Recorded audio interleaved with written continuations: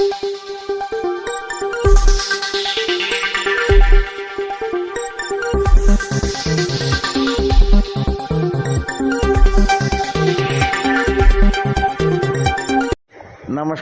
Jharkhand news fast live में आप सभी दर्शकों का स्वागत है। आइए देखते हैं आज के प्रमुख समाचार। सिंहभूम चैम्बर ऑफ कॉमर्स के चुनाव आगामी 26 सितंबर को है। आज विजय आनंद टीम के द्वारा प्रेस कॉन्फ्रेंस कर बताया गया अपनी एजेंडा। आइए देखते हैं एक रिपोर्ट।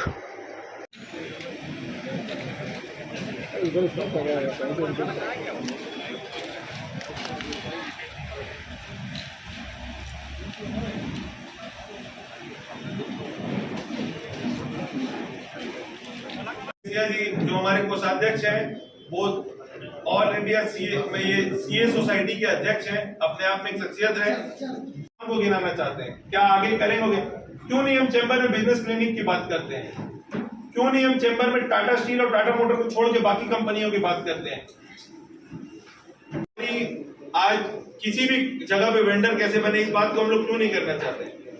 क्यों कोई ये नहीं पूछता है सामने टीम से एक ही प्रत्याशी बार बार क्यों आना चाहते हैं? जो फीलिंग थी कि उनके 4 grandfather was the president of Singhbhum chamber and industry, वो फीलिंग ही अलग थी। चैम्बर एक अलग प्रकार की संस्था है। आज कोल्हान में व्यापारियों की सबसे मजबूत और आवाज वाली संस्था को चैम्बर कहते हैं। सर, लोग भ्रम फैला रहे हैं आम मतदाताओं के बीच में कि विजय आनंद मुंडका जी लोगों को साथ लेके नहीं चले।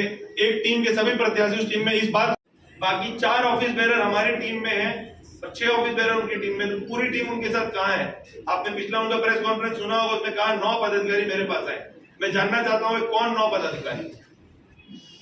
उनमें से 4 पदाधिकारी हमारे साथ आज इस मंच पे बैठे हैं, हमारे साथ मार्केट में घूम रहे हैं, तो वो कौन 9 पदाधिकारी?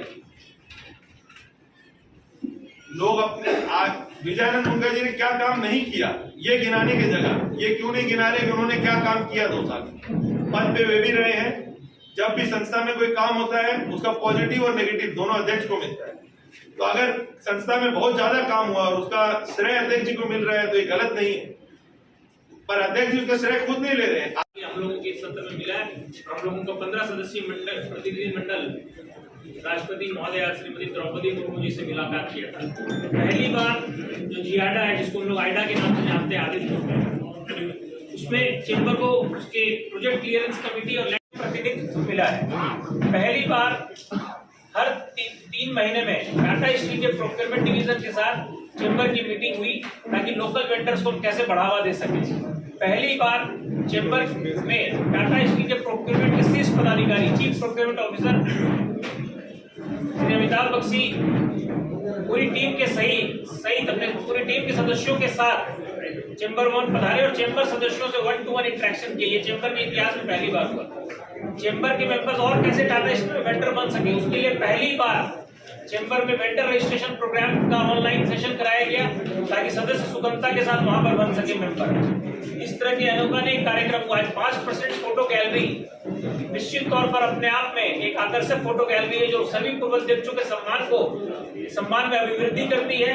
और मुझे इस बात का गर्व हमेशा रहेगा कि मेरे कार्यकाल में एक ऐसा 5% फोटो गैलरी मिला जिसमें मैं 28वां अध्यक्ष हूँ, जिसमें 27 अध्यक्ष जो उपस्थित हैं, जो जीवित है, वो स्वयं अपने परिवार के सहित आए और जो सदस्य हमारे लोग जो पूर्व अध्यक्ष हम लोगों के बीच में नहीं रहे, उनके परिवार के सदस्य भी हम लोगों के साथ उस 5% फोटो गैलरी के ओपनिंग में शामिल हुए थे। प्रयास से 5 साल पहले या पासपोर्ट कार्यालय शुरू हुआ था, लेकिन प्रतिदिन 60 पासपोर्ट ही बनता है।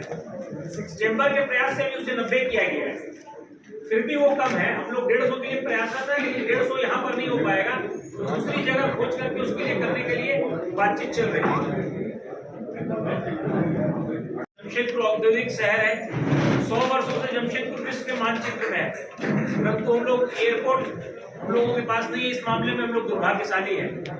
हम लोग एयरपोर्ट के मामले में लगे हुए हैं। हम लोगों ने दिल्ली जाकर के माननीय केंद्रीय विमान मंत्री श्री ज्योतिरादित्य सिंधिया जी से मुलाकात करने का प्रयास किया, परंतु कोविड के चलते उनसे मुलाकात नहीं हुई। उनके आप सचिव श्री भुवनेश्वर प्रताप सिंह जी से मुलाकात हुई थी और उन्होंने आश्वस्त किया था कि केंद्र सरकार इस मामले में गंभीर है। हम लोग जरूर चाहेंगे कि एयरपोर्ट के मामले में तीव्र गति से काम हो, जैसे कि आरओबी रेलवे ओवरब्रिज जो इस तेईस के सत्र में उद्घाटन हुआ। मैं भाग्यशाली व्यक्ति हूँ कि 40-45 साल से रेलवे ओवरब्रिज का काम चल रहा था, लेकिन हम लोगों का डीप इंटरफेरेंस से और सरकार के सहयोग से, हमारे माननीय मंत्री जी के अथक प्रयास से आरओबी का काम हुआ और आरओबी जनता को सुपुत्र हुआ। उसी तरह हम लोग चाहेंगे कि आगामी सत्र में एयरपोर्ट का काम निर्बाध गति से आगे बढ़े और जमशेदपुर वासियों को एयरपोर्ट की सौगात शीघ्र मिले। दूसरा, टार कमांड एरिया में रजिस्ट्री कुछ सालों से बंद है। हम लोगों ने अपने स्तर से इसमें प्रयास किया है। सरकार इस मामले में गंभीर है। मुख्य सचिव महोदय से भी बात हुई है, संबंधित मंत्री महोदय से भी बात हुई है, विभागीय सचिव महोदय से भी बात हुई है, क्योंकि ये राजस्व का भी मामला है। सरकार को भारी राजस्व की क्षति हो रही है। हम लोगों को उम्मीद है कि हम लोग चाहे वो जुगसलाई हो, मानगो या इस तरह की जो भी स्थान हो जहाँ पर सर्वे 40-50 वर्षों से पेंडिंग है, उन स्थानों का सर्वे हो और जो लोग वहाँ पर पीढ़ी दर पीढ़ी से रह रहे हैं उनको उनका मालिकाना हक किताबों में दर्ज हो, व्यापार और उद्योग फलीभूत हो। यहाँ पर बड़ी ऑटोमोबाइल इंडस्ट्री या उसके समकक्ष कोई इंडस्ट्री आए जिससे कि यहाँ पर व्यापार का विकास हो, उद्योग का विकास हो। शिक्षा चिकित्सा का हब जमशेदपुर के प्रधान में बने, क्योंकि शिक्षा और चिकित्सा ये दो के मद्देनजर करोड़ों रुपया प्रतिदिन झारखंड से दूसरे राज्यों में जाता है। आज झारखंड का श्रम और पैसा से दूसरे राज्य विकसित हो रहे हैं। आवश्यकता इस बात की है कि जब ये औद्योगिक नगरी, जो कि झारखंड की औद्योगिक राजधानी भी कहलाती है, यहाँ पर उद्योग है, यहाँ पर शिक्षित लोग हैं, मिनी मेट्रो टाउन है, क्यों नहीं जमशेदपुर या जमशेदपुर के 20-40-50 किलोमीटर के रेडियस में कुछ ऐसी यूनिवर्सिटीज आए, कुछ ऐसे हॉस्पिटल्स आए कि यहाँ का रुपया यहाँ पर रहे, लोगों को पढ़ने के लिए बाहर जाने के लिए मजबूर नहीं होना पड़े। लोग चॉइस से चाहे वो अलग बात है, मजबूर नहीं होना पड़े। इलाज कराने के लिए मजबूरी में बाहर नहीं जाना पड़े। उद्योगों की संख्या बढ़नी चाहिए, व्यापार के नए रास्ते खुलने चाहिए और उद्योग आएंगे। हम लोगों ने हम लोग रेल मंत्री श्री अश्विनी वैष्णव जी से भी मुलाकात किए थे अप्रैल के महीने में। उनसे हम लोगों ने अनुरोध किया है कि कोलान में, जो कि झारखंड का औद्योगिक राजधानी है, वहां पर रेलवे का कोई उपक्रम लगाया जाए। यहाँ पर लगाने से रेलवे को भी विन विन सिचुएशन है, यहाँ के उद्योगपतियों को भी विन विन सिचुएशन है। रेलवे को ये फायदा होगा यहाँ पर 1000 से ज्यादा 1200-1300 ऑटोमोबाइल की यूनिट्स हैं, उनको एक रेडीमेड मार्केट मिलेगा और रेलवे को भी उपक्रम स्थापित करने पर रेडीमेड उनको सुविधा मिलेगी और यहाँ के व्यापारी उद्यमी जो है उनको एक नया बाजार मिलेगा। तो हम लोग ये प्रयत्नशील है कि नए व्यापार और उद्योग का सृजन हो, यहाँ पर व्यापार और फलीभूत हो। शिक्षा, चिकित्सा, पर्यटन के मामले में झारखंड काफी खूबसूरत है, कोल्हान काफी खूबसूरत है। आवश्यकता इस बात की है कि इस पर सरकार अगर ध्यान दे तो हम लोग इसको पर्यटन के हब में भी विकसित कर सकते हैं। इन तमाम बातें हम लोगों के वर्तमान सत्र में भी हम लोग क्रियाशील थे, परंतु आने वाले सत्र में हम लोग इसको मुख्यतः प्रमुखता से लेकर के इस पर काम करेंगे ताकि लोग लाभान्वित हो सके। इधर उधर नहीं गया, सब अपने मूल स्थान पर ही है। नहीं, बल्कि एक ऐसा हुआ है कि भरत मकानी जी जो उस टीम के द्वारा आए थे, बट हमारे काम से साथ काम करते करते इम्प्रेस होकर इस टीम में आ गए और वो अभी निर्विरोध जीत के हम लोगों का खाता उन्होंने ही खोला है।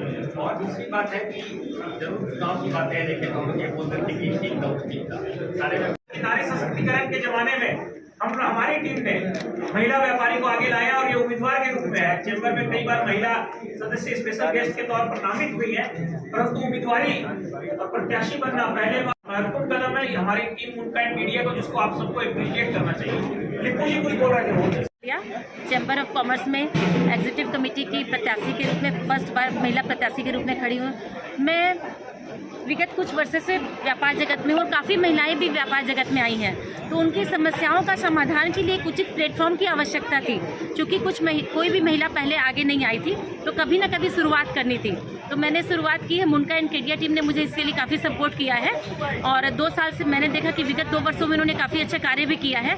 तो मैं उनके साथ जुड़ करके इस महिलाओं के सशक्तिकरण की दिशा में कार्य करना चाहती हूँ।